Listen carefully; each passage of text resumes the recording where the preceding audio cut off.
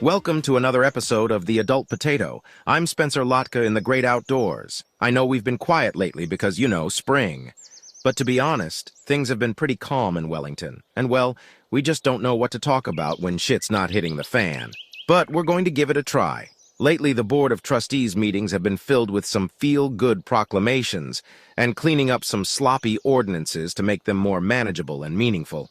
Basically, Mayor Chaussee has been playing the part of Mr. Clean with a board of scrubbing bubbles, plowing through a stack of messes that Mr. Sapienza and town staff have dug up for them.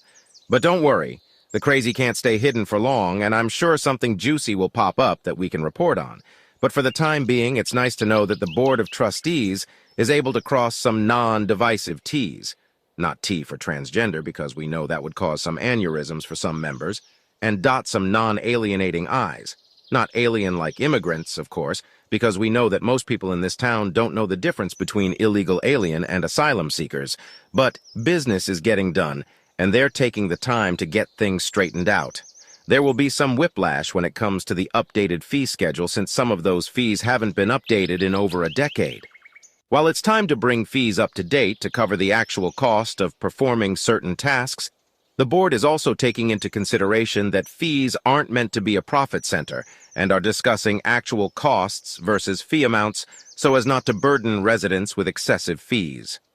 An interesting proposal came up for asphalt work in Old Town popped up where Connell Resources, the company that's trying to move their asphalt plant to Wellington, submitted their bid as much lower, double-digit percentage lower, than the other bids.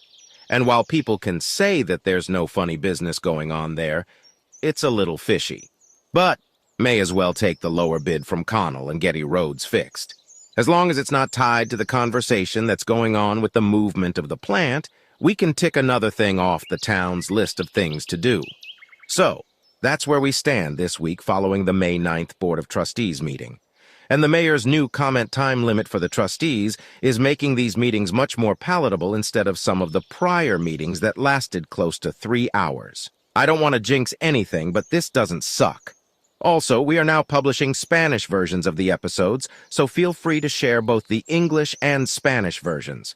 Some versions will only be in Spanish as they focus on some of the programs coming from Larimer County that can help some of our residents. So if you want to learn Spanish to listen to those, go for it. That's it for this episode.